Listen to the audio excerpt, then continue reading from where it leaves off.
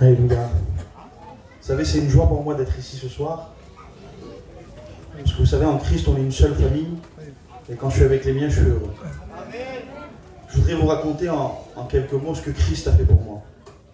Vous savez, j'ai pas grandi dans une famille chrétienne. Mes parents ont divorcé, j'étais très jeune, j'avais 6 ans.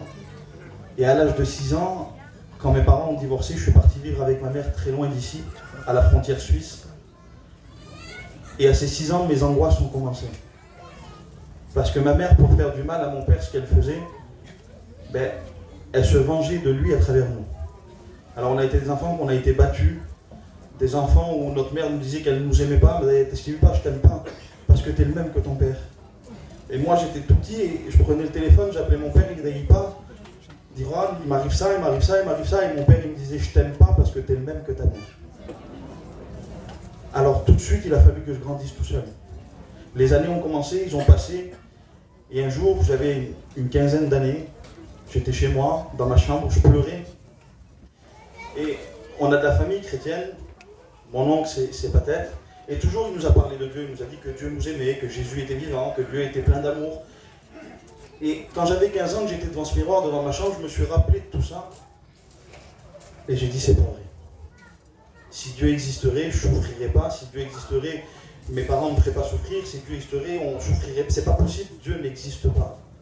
Alors j'ai levé les yeux au ciel et j'ai dit je sais maintenant que tu n'existes pas. Et je me suis fait une promesse à moi tout seul, je dis jamais plus personne ne me fera souffrir. Je ne dépendrai plus jamais de personne, c'est terminé. Et je demande pardon aujourd'hui aux anciens, aux pasteurs, à tous mes frères ici. Alors très jeune, je me suis mis à vendre de la drogue pour arriver à m'en sortir. Les années ont passé, j'ai eu 18 ans, je suis arrivé à Perpignan. Et quand je suis rentré à Perpignan, j'ai dit ça y est, tous mes problèmes, toutes mes angoisses, tout ce qui m'arrivait, ils sont restés là-bas. Ici, j'ai ma famille, j'ai une compagnie, je vais faire que tout, ni plus ni moins que ce qu'un jeune fait. J'ai dit mais je suis plus tout seul. Alors, on a commencé à faire ce que tous les jeunes font. Mais quand je rentrais chez moi le soir, que je fermais la porte de ma chambre, et toutes ces angoisses, elles revenaient. Et je me mettais à pleurer et je ne comprenais pas pourquoi. Et en fait, les angoisses, elles n'étaient pas restées là-bas. Elles étaient là, elles me poursuivaient. Et j'étais pas bien, alors j'ai dit, je sais qu'est-ce qu'il faut que je fasse. J'ai dit, il faudrait que je me marie. Et si je me marie, mon foyer à moi, il ne sera pas comme celui-là de mes parents. Et je vais avoir le plus beau des foyers. Alors je me suis marié. Et quand je me suis marié, j'ai voulu manquer de rien. Alors tout ce que je faisais, je l'ai fait encore plus et je commençais à partir des mois et des mois de la maison. Et ma femme, en fait, a fait une dépression. Elle a pris des cachets et elle a voulu se suicider. Et un jour, je suis rentré chez moi, j'ai même ça que j'arrive pas. Alors encore une fois, j'ai regardé au ciel, mais je ne sais pas pourquoi je faisais ça, parce que pour moi, Dieu n'existait pas. J'ai regardé le ciel et j'ai dit, vraiment, tu n'existes pas. Mon enfance, ma jeunesse, mon foyer. Mais je sais qu'est-ce qu'il faut que je fasse. J'essayais de toujours trouver une solution pour avoir un petit moment de bonheur. Alors j'ai dit, il faudrait que j'aille un enfant. Et cet enfant, je vais lui donner tout l'amour que moi j'ai pas reçu. Cet enfant, il ne manquera jamais de rien. Ça va être l'enfant le plus heureux de la planète. Et j'ai eu une petite fille. Et quand j'ai eu cette petite fille, comme je voulais qu'elle aille tout, je suis parti encore plus longtemps. Et un jour, je suis revenu, je partais 2-3 mois, je revenais une semaine, je partais 2 mois, je revenais 1 mois. Et un jour, je suis rentré chez moi et ma femme m'a dit, Patan, elle dit, assis-toi. Et j'ai dit, qu'est-ce qu'il y a? Elle m'a dit, j'ai une mauvaise nouvelle. J'ai dit, de toute façon, j'ai l'habitude, j'ai dit, dis-moi. Il dit, ta fille, on l'a amenée au docteur. Il dit, regarde. Et ma fille, elle avait 3 ans. Elle ne parlait pas, elle ne marchait pas, elle ne faisait rien, elle se tapait toute seule, elle criait, il fallait que ma femme l'aille constamment dans les bras. Et là, elle m'a dit, assis-toi, j'ai quelque chose à te dire, on a amené ta fille au docteur, et ta fille est autiste. Elle fait des crises d'épilepsie, elle a un retard mental, ta fille est malade. Vous savez ce que j'ai fait? J'ai fermé la porte de chez moi, je les ai laissés tout seuls, parce que je m'étais promis de plus souffrir. Et quand je suis sorti dehors de chez moi, j'ai dit à Dieu, vraiment, tu m'as tout pris. Et vous savez, on avait été élevé d'une manière où il fallait qu'on soit fort, il fallait qu'on... Voilà. Mais à ce moment-là, je le dis, et des fois c'est avec honte que je le dis, mais je voulais mourir. J'avais tout perdu. J'avais pas eu mes parents, j'avais pas eu une belle enfance, ni une bonne jeunesse. Mon mariage était détruit, mon foyer était détruit, ma femme voulait se suicider, elle prenait des cachets, et maintenant mon enfant était malade, j'ai dit, ça existe, c'est pas possible. Et un jour, ma femme, elle vient, elle me dit, Patane, elle dit, il faut une réunion comme ce soir, là. Elle me dit, laisse-moi y aller. J'ai dit, ça n'existe pas. Si tu y vas, ça ira pas. Et elle a ouvert la porte de la chambre de ma fille était allongée, elle était là, elle ne bougeait pas, c'était visuel, on voyait qu'elle avait une maladie. Et elle m'a dit, regarde, elle dit, on a tout vu. On a été dans tous les docteurs, on l'a amené partout. Il dit, il n'y a rien à faire. Et si ça serait vrai? Et pour qu'elle me laisse tranquille, je lui ai dit, vas-y. Je lui ai dit, mais moi, je viens pas. Alors elle a pris ma fille, elle est partie à la réunion. 1h30, 2h après, elle est rentrée à la maison. Et quand elle est rentrée à la maison, elle a ouvert la porte de chez moi et elle souriait. Ça faisait des années que je n'avais pas vu ma femme sourire. Et elle avait un grand sourire et elle me disait, Patane, je suis plus malheureuse. J'ai plus envie de mourir. J'ai rencontré Jésus. Et moi, quand elle m'a dit ça, je dis, mais tu n'as pas le droit de dire ça. Tu ne peux pas être heureuse. Regarde notre vie, regarde notre foyer, regarde notre enfant. Et tu dis que tu es heureuse. Elle dit, attends, elle dit, j'ai pas fini. Elle dit, ils ont prié pour ta fille. Et ils m'ont dit que dans une semaine, elle serait totalement guérie. Mais moi, quand ils m'ont dit ça, je me suis mis très en colère. Parce que je me suis dit, dans une semaine, elle ne sera pas guérie parce que Dieu n'existe pas. Et j'ai dit, le pasteur qui a prié pour ma fille, il vient de détruire encore plus ma vie. J'ai dit, parce que quand elle ne sera pas guérie, ma femme va refaire une dépression. J'ai dit, alors qui c'est qui a prié pour ma fille? C'est tel pasteur. J'ai dit, d'accord, c'est quand la prochaine réunion? Elle me dit, jeudi. Et j'ai dit, jeudi, je vais à la réunion. Alors chez moi, tout le monde était content parce que j'allais à la réunion et je leur disais, non, non. Et avec le respect que je dois à tout le monde, et ça avait compte aujourd'hui que je le dis, j'ai dit, jeudi, je rentrerai dans l'église, j'irai voir le pasteur qui a primé pour ma fille, et je frapperai ce pasteur. J'ai dit, parce que ça ne me fait pas rigoler. Mais il s'est passé quelque chose de bizarre, c'est que pendant tout ce temps-là, je disais à ma femme, jeudi la réunion, et elle me disait, oui, oui. Un jour, 2 jours, 3 jours, et dans 2-3 jours, il y a la réunion là. Elle me disait, pourtant ça fait 3 fois que tu me le dis. Et j'ai dit, c'est bizarre comment elle réagit. À travers elle, j'ai vu qu'elle croyait à quelque chose de vrai. Alors jeudi, j'ai été à la réunion. Quand je suis rentré dans cette église, le pasteur, il n'était pas encore là. Alors j'ai attendu. Et au bout d'un moment, j'ai eu honte. J'ai dit, ça fait honte. Je ne peux pas faire ça. Alors je me suis assis. Et quand je me suis assis, le pasteur est rentré, il a commencé à prêcher, à chanter. Je vous dis honnêtement, je ne me rappelle pas tout ce qui a été dit. Et à un moment donné, la réunion a pris fin. Et ça me tardait que ça finisse pour aller le voir.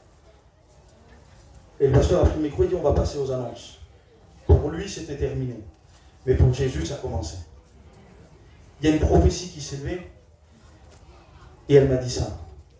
Mon fils, j'en avais assez. On m'avait jamais dit mon fils, on m'avait jamais dit qu'on m'aimait. J'avais jamais été heureux en une phrase que Dieu venait de me dire, mon fils. Il venait de pénétrer mon cœur et ça a été une explosion. Et il m'a dit ça, mon fils, quand tu avais 15 ans, que tu étais dans ta chambre, que tu pleurais, que tu levais les yeux vers moi, et il t'a dit que j'existais pas. Il dit, moi, jusqu'à aujourd'hui, j'étais avec toi. À ce moment-là, je n'ai pas compris ce qui se passait parce que c'était quelque chose que j'avais dit à personne. Alors j'ai fermé mes yeux et j'ai fait une prière dans ma tête pour que personne n'entende. Et j'ai dit, je ne sais pas si c'est toi. Je ne sais même pas si tu existes. Mais si c'est vrai, je voudrais que tu fasses ça. Que tu me dises que toute la réunion, ça a été pour moi. Que tu me dises que tu viens d'entendre la prière que j'ai faite dans ma tête. Et je veux que tu répondes avec mes propres mots. Si tu fais ça, je croirais que tu existes. Et j'ai ouvert les yeux. Et est-ce que vous voulez savoir qu'est-ce qui s'est passé? Un homme s'est levé, il a prophétisé, et il m'a dit, mon fils, j'ai entendu la prière que tu viens de faire dans ta tête. Oui, tout ce qui a été fait ce soir, c'était pour toi. Et je réponds avec tes propres mots. À ce moment-là, Église, il m'est tombé quelque chose dessus, je ne comprenais pas. Je demandais pardon et je disais merci. Il y avait un amour qui était en train de m'envahir. Et laissez-moi vous dire quelque chose, à ce moment-là, je n'ai pas rencontré un pasteur, je n'ai pas rencontré une église, je n'ai pas rencontré une manière de faire. J'ai rencontré la plus belle personne de l'univers qui s'appelle Jésus-Christ. Je suis sorti de cette église, j'ai pris ma fille et ma femme, je suis parti dehors. Quand je suis sorti dehors, je regardais les arbres, c'était beau. Je regardais le sol, il était beau, tout était beau. Je disais, Mélina, c'est beau. Elle me dit, mais qu'est-ce que t'as? J'ai dit, vite, on va chez nous. Je suis rentré chez moi, je me suis assis et pour l'une des premières fois de ma vie, j'ai fait ça. Fini. Plus d'angoisse, plus de problème. une joie qui était en moi. Je ne comprenais pas ce qui m'arrivait. Et ma fille, je regardais ma fille, elle était malade, mais pour moi, ça y est, c'était le plus beau de tous les enfants. J'ai pris ma fille dans les bras, et elle avait comme des petits boudons, et les pas, dit que ça te fait mal, les pas te fait mal. Elle s'est tournée vers moi, et je vous promets que son regard a changé. Et elle m'a dit, papa, arrête de toucher mes boutons, ça me fait mal. Elle n'avait jamais parlé, et là, elle venait de me dire une phrase complète. Et moi, je dis, Mélina, c'est pas normal. Je dis, Mélina, viens voir. J'ai dit, viens voir. J'ai dit, ma fille, qu'est-ce que t'as dit? Eh bien, maman, j'ai dit à papa qu'il arrête de toucher mes boutons parce que ça me faisait mal. Et je me suis mis à pleurer. J'ai dit, mais Mélina, elle parle. Et ma femme me dit, Pata, elle a dit, regarde l'horloge. J'ai dit, qu'est-ce qu'il y a? C'était minuit passé. Aujourd'hui, ça fait 7 jours. Amen. Le lendemain matin, je suis parti au docteur où on suivait ma fille. Elle est rentrée, il y avait comme des petites tasses de café. Elle est rentrée, elle a dit, bonjour madame. Elle a fait semblant de faire du café. Elle dit, vous voulez du café? Le docteur, il ne comprenait pas, il disait, monsieur, c'est impossible, impossible, impossible. Mais moi, je savais qu'avec moi, il y avait le Dieu de l'impossible, qu'avec lui, il n'y avait rien d'impossible. Alors il dit, monsieur, laissez-la là toute la journée. Il dit, on va refaire tous les examens. Il dit, mais c'est pas normal. Alors on est resté la journée, le soir, je suis rentré chez moi. Et le lendemain, on est retourné dans ce centre. Et quand j'ai ouvert la porte, il y avait des gens qui applaudissaient. Et qui disaient, bravo, bravo. Et moi, je ne comprenais pas. J'ai dit, mais Ina, qu'est-ce qu'ils ont? Et j'entendais bravo, bravo. Il dit, monsieur, c'est à vous qu'on dit bravo. Je dis, pourquoi? Il dit, monsieur, on ne comprend pas. Il dit, vous savez, il dit, on est docteur, on croit à la science, à l'évolution, à toutes ces choses-là. Il dit, mais aujourd'hui, on veut bien croire que Dieu existe, parce que votre fille vient d'être guérie d'une maladie qui ne se guérit pas. Il dit, mais monsieur, j'ai pas fini. Il dit, vous savez, quand on fait des crises d'épilepsie, il dit, dans le cerveau, on trouve toujours une trace. Même si on en a fait qu'une et que pendant 40 ans, on n'en fait plus, il y a une trace. Il dit, non seulement votre fille est guérie, il dit, mais en plus, c'est comme si elle n'en avait jamais fait. Amen. Alors je suis parti. J'étais une nouvelle personne. J'avais un nouveau foyer. Un nouvel enfant. Alors j'ai dit, viens, on va passer 2-3 jours en vacances. Et je me suis fait prêter une voiture. Donc c'était même pas ma voiture. Et moi, ça faisait 3 jours que j'avais fait une expérience avec Christ. Et quand je suis monté dans cette voiture, je voulais mettre un peu de musique. Ni l'idée de mettre un cantique, je voulais mettre de la musique. Et j'ai mis la main dans la portière, et je ne sais pas comment ça se fait, parce qu'en plus la personne qui m'a prêté la voiture n'était pas chrétienne non plus. C'était un CD de cantique. Je l'ai mis, et le cantique c'était Yeshua.